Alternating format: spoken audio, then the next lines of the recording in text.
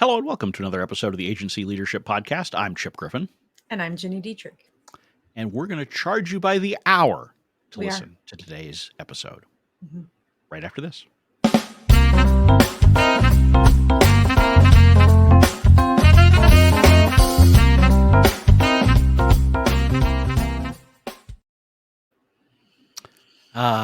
Hourly billing, trading time for money. Also known as how to get people really agitated by talking about those issues and not condemning them outright. I'm really, really hoping that you have your little temper tantrum in your seat like you did before we started recording, because I feel like everyone needs to see that. So my job today is to antagonize you enough that happens. And if you're listening and you don't see it, you should go to YouTube and look it up. I might even make a GIF out of it or a meme because it will be amazing. Well, we'll see if you can push my buttons enough to get me there. I certainly was there in the pre-show, but usually I try to get some of that out of my system before we hit the record button so that I can be a little bit more professional, adult, presentable, etc. live. Okay. Or recorded. Or Challenge this is. accepted. Great. I'm looking forward to that. So this comes about because I had the audacity to publish my thought on LinkedIn, which is a thought I've shared on this show before, which is that those people who condemn trading time for money in general, and more specifically, billable hours, are nuts. It is not true that you cannot run a profitable business, a profitable agency business even, if you trade time for money or if you bill by the hour. Now, to be clear, since this was not clear to everybody, I am not saying you must charge by the hour, should always charge by the hour. I'm simply saying you shouldn't reject it out of hand. And for that, I've had some folks question my viewpoint and argue with me. And I should say, I further threw some kerosene on the fire here by pointing out that lawyers do just fine at making lots of money by trading time for money and billing by the hour. So perhaps if we think that is a fundamental business model that's broken, we should probably let all those rich lawyers know that they're doing it wrong. They are definitely doing it wrong. I think that the difference and the challenge with our industry versus an attorney is they're not afraid to say, I'm $2,000 an hour. Mm-hmm. Whereas most of us couldn't even dream of charging that, let alone say, I'm $2,000 an hour, because everybody is fearful that the prospect or the client's going to be like, oh, nope, okay, on to the next, which just isn't true. But that is because either you don't have the confidence to do it, in which case you probably don't have the confidence to bake it into your proper non-by-the-hour pricing either, because no matter what, whether you are explicitly charging by the hour or not, first of all, you are trading time for money. Absolutely. That is the agency business model. Yes. If you are not trading time for money, you are not in the agency business. You may have some other product line that you are offering or some other service that you're offering. But if you are an agency, by definition, what you are doing is trading time for money. That means that there is an imputed hourly billable rate that underlies whatever pricing that you give, whether you want to call it fixed fee pricing, project pricing, retainer pricing, value pricing, my personal favorite. And if anybody can define value pricing accurately, oh God, more power to you. I don't even know where to go with this. Okay. So yes. And 100%, that's what we do. We're trading time for money for sure. Yep. It sounds a little naughty as well. So all those gurus out there who have these videos saying, stop trading time for money, what they're really telling you is get out of the agency business. Yeah. I mean, I do think there's value in saying there are other methods to making money. I mean, we make Absolutely. a crap ton of money on our quote unquote products for Smith Sucks. And that's not trading time for money. I had to use time to create and build and do all that, but now it's become passive. So there is that. But just like everybody else, I went through the process of valuing my work and saying, well, wait a second, like I have an expertise that they need. And and we've talked about this, if I went to work for a company or a larger agency, what would they pay me in an annual service salary? And what would the benefits be? And what would the bonus pool be? And, because of the work that we do, there's probably some equity involved in it. What does that package look like? And then I said to myself, and I think we talked about this on last week's episode, but I said to myself, okay, if that's what the package looks like, how do I get myself to that level? And the one way to do that is to charge more money per hour. Mm-hmm. Because I am still, even though I have lots of products and I have a team and all this other stuff, I'm still trading my own time for money as well. And because I'm also running a business and doing new business development, and all this other stuff, I can't bill 40 hours a week. Mm-hmm. So now I have to increase it because I can only bill 20 hours a week or whatever it happens to be. And so I've gotten myself to that level to say, this is how much money I have to make. These are how many hours I can bill, and figure out what that hourly rate is. And it's not small. No, and it shouldn't be. I mean, if you're actually creating value for your clients, your hourly rate, whether it's express or implied, shouldn't be low. And if you can't get yourself over that hurdle, you're going to have a very difficult time making money with your agency. And Yes. and you can, while the amount of time that you personally as the agency owner can bill is limited. I mean, I had someone commented that there's a ceiling. Well, sure there is. There's a ceiling per individual. So what you start doing is you add more members to your team, whether those are contractors or independent consultants or employees or whatever, and you're basically arbitraging their time. You are charging more for their hour than they are charging you. Yes. And so you can grow that way. And you've done a great job of finding some additional revenue streams for your business. They are not directly agency services, right? They are training, they are education, they are consulting on other things. And that's all fine and that's good. And you should be looking for those. But if you want to say that an agency cannot make money by trading time for money, you're totally missing the point and you don't understand how these businesses work.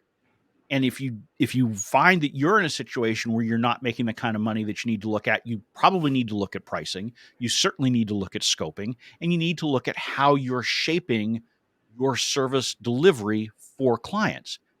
And also, you probably need to look at how you're showing the value of the work that you're doing. Because Absolutely. if a client says your work is only worth $100 an hour to me, maybe it is only worth $100 an hour. Maybe you need to figure out how to offer something different or better or whatever that gets it to that point where the client is happy to pay $300, $400, $500 per hour. I talked to a woman the other day and she said, I'm only billing $85 an hour and I don't think that my market can bear much more than that. And I was like, go find a different market then. But that's not true. She's just making that assumption. Understood. But let's assume it is true, and let's assume that you need to make more than it. Go find a different market, right? There's nobody who's sitting here telling you have to service these clients at this price. If they won't take the price that you need to make in order to be able to deliver the quality goods and services that you're providing, go find a different market, right? Ferrari doesn't say, well, we're only going to sell, to these customers who can't afford us. They go and find the customers who can afford them. Right. That's how Ferrari still exists today. Right. Well, and I also think you just said something that I think is interesting, that is the biggest challenge in this. And that is, if they have said to you that that's all they're going to pay. And for the most part, nobody has said that. And she even said, well, I've never had somebody tell me it's too much. And I'm like, that means you're not charging enough. Correct. Because if you've never had somebody say, oh, whoa, like, do you have any wiggle room or can we work on that? You're not charging enough. And I love this story that I tell. I was doing some crisis work during the pandemic. And I remember putting together a proposal it was like 24/7. I remember putting together a proposal. I thought like they would be like, no freaking way. Like, this is just too much. We're going to have to. And I did a big upfront retainer and then we were going to draw against it. And when it got to a certain level, they had to replenish it. And they were like, okay. And I said to my husband that night, I was like, dang it, that means I didn't charge enough. And right. I really thought it was like way, way, way too much money. And they would be like, can we figure out a way to make this work? And they didn't even try. They just said, great, and send a check. So that tells me that I didn't charge enough there. And that's the exact same thing. If you think your market won't bear it, or you think that you're charging the right amount of money, you have to test it. And you have to keep going up and up and up and up and up until you have a few, and it's risky. I understand that.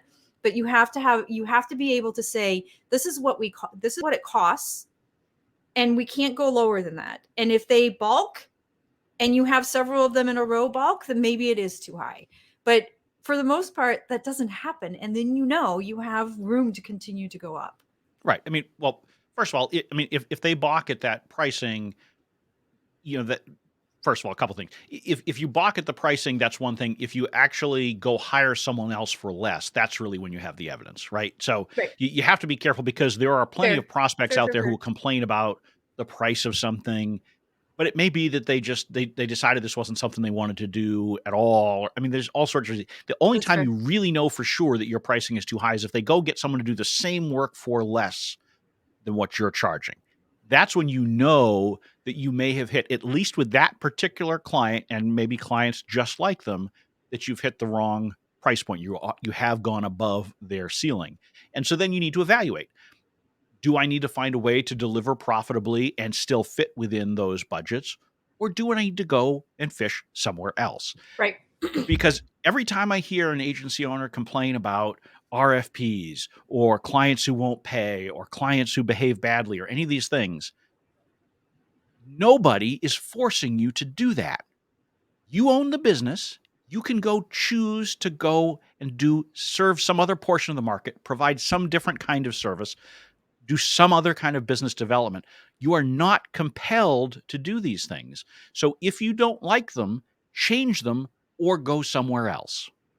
I told this story yesterday in an interview I was doing, but in the early days of my agency, because I had so much food experience, we were working with high-end chefs and celebrity chefs in their restaurants, which was, from a personal perspective, amazing, because I could walk into a restaurant in New York, in Chicago, in LA, in Napa Valley, and be seated immediately and be bestowed like all sorts of food and wine for free, right? Like really high-end restaurants. It was doesn't amazing. suck. I will tell It you does that. not suck.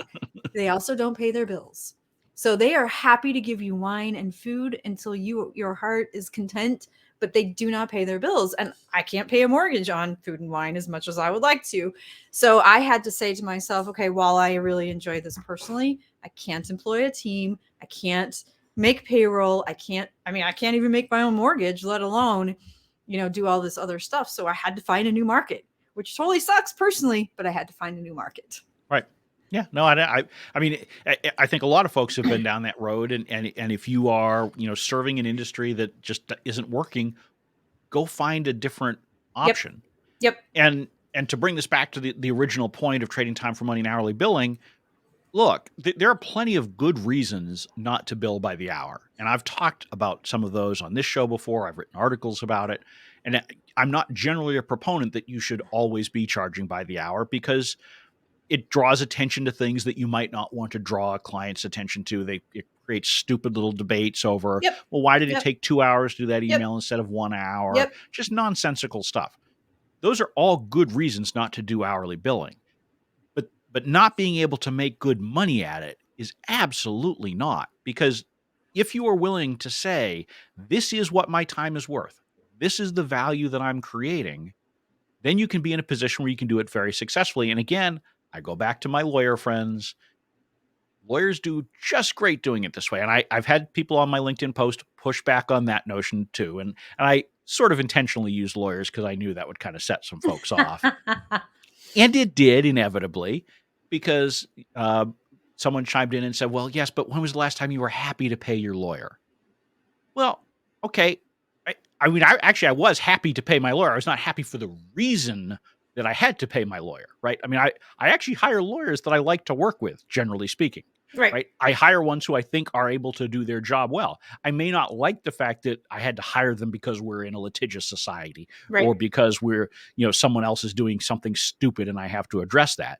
Right. But that doesn't mean that I am unhappy to pay my lawyer because of them. It's because of the circumstances. At the same time, there's nobody, I guarantee you, that's sitting there saying, oh my God, I am so happy I get to pay Gini Dietrich $10,000 a month. I look forward to this check every single month.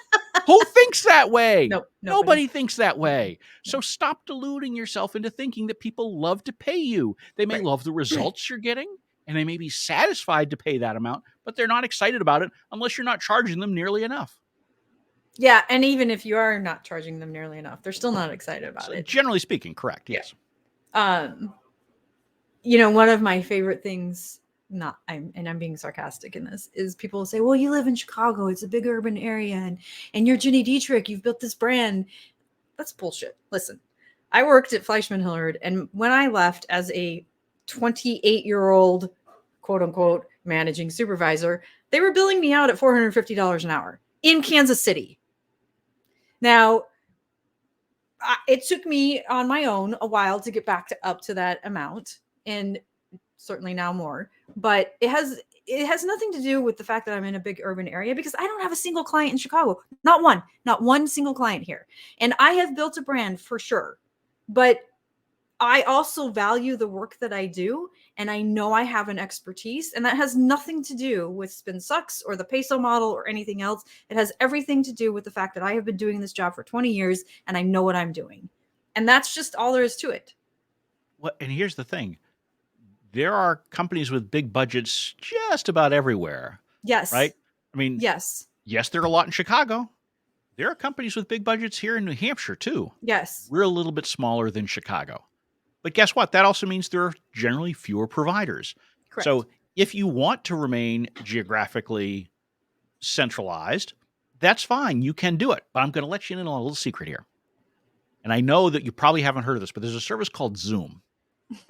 Zoom allows you to interact kind of like we are right here on this show, looking at each other, hearing each other in real time. It's not expensive. It's pretty cheap. You can have clients wherever you want. You can have them across the road, across town, across the country, or around the world. It doesn't matter. Right? So figure out who you serve best. Figure out who can compensate you the best. And by that, I don't necessarily mean the most, because we've talked previously about how there are plenty of clients out there who will write really big checks to you that may not be worthwhile to keep around because you may not make good money and they may be a pain in the you-know-what. But you can find the clients who are happy with the service that you're providing. I guarantee it. I guarantee There's plenty of opportunity out there. Yes. 100%. And you said it earlier. You just have to have the confidence to be able to say, this is what I'm worth and this is what it costs. And truly, when you posted this on LinkedIn, my comment was there are only so many hours in the day. And that's true. We cannot duplicate time. We cannot create more hours. The only way you're going to make more money based on the work that you do is to increase your hourly rate. Right. And guess what? Even these gurus who, belittle trading time for money and say, well, you should do value pricing instead. That's still trading time for money. Right. You're still trading time for money. Yes. The only difference is you are not providing a timesheet to the client. That is the only difference. But you're still trading time for money. Yes. Unless you're selling a guide to the client and saying, good luck, do it yourself. Good luck with that, by the way. But again, that's not an agency business. That's not an agency. Exactly. Right. Exactly. Think about what the word agency even means. It's one of those things that irritates me because it's so silly. And it causes people to go scurrying off in directions that don't make sense. And it makes you think that you don't even need to consider what your hourly rate is. And you absolutely need to, again, you need to have that imputed hourly rate that you're using at least internally as you're doing your pricing. You can track your profitability and all those kinds of things. And if you don't know what that is, you're in trouble. You should also have an hourly rate that if someone says to you, what's your hourly rate? You can say, we don't generally do an hourly rate, but if we did, it would be this. And usually that should be substantially more than what it would typically work out to be. Yep. Right. Because that way you don't look like you're being evasive and you don't look like you're saying, I really try to size up my clients and scalp them for as much as they're worth, which is fundamentally the pricing philosophy that a lot of folks are promoting. And it doesn't make sense. And sometimes if you can't get the client to pay those exorbitant fees, you end up working for a lot less than you should anyway. So I can say that I'm divorcing time from money and still be underpaid, Yep. underprofitable, all those Yep. kinds of things. Yep. So simply waving the magic wand saying, I don't trade time for money, I don't bill by the hour. God bless you. Good luck running a business. Here's the question that I will leave you all listeners with. Would you rather have 5 $2,000 a month clients or one $10,000 a month client? I've got an easy answer on that one, but I'll be curious what listeners have to say. Maybe they can drop us a note. Who knows? Or on your LinkedIn post. Or on my LinkedIn post, or in the Spin Sucks community, or the Saga community, or blah, blah, blah, all these different places. But so I'm not sure I reached quite the level that I did in Not the quite. pre-show. You were getting close there. You were pounding your fist, but I didn't get the full on temper tantrum. Yeah. Well, it's hard for me to do that in public. I don't know. Maybe one day I'll get there, but I should record this on my own, the pre-show on my own, just so I can make the memes. Yeah. But just start using some common sense, folks. Don't buy into these, get rich quick, simple formulas. We're going to blow up the whole agency client model and solve the whole, all of the ills of the business world, the universe, et cetera, et cetera. It's not there. You've got to make sound, rational decisions for what makes sense for you and your business. You need to be comfortable and confident in charging your clients for the value that you're creating. If you're not creating enough value to actually charge the price that you need to charge, figure out what you need to change. Absolutely. Who you're seeking, the services you're delivering, something, and stop complaining about billable hours. That's not the answer. It is not the answer. It is unfortunately the business we're in. Indeed. Not unfortunate. Look, I mean, agency world's a great place. And I'm okay with that, right? But if you don't like it, get out, go do something different. Particularly if you were listening to this and like most of you, you're an agency owner or leader, nobody is forcing you to do this. Yeah, that's fair. Very fair. There's no law that says Gini Dietrich has to be an agency owner. Nope. Not that I'm aware of, at least. No, there's not. But maybe I'll have to go pay my lawyer by the hour to go find out for sure if that's the case. On that note, we will draw this episode of the Agency Leadership Podcast to a close. I'm Chip Griffin. And I'm Gini Dietrich. And it depends.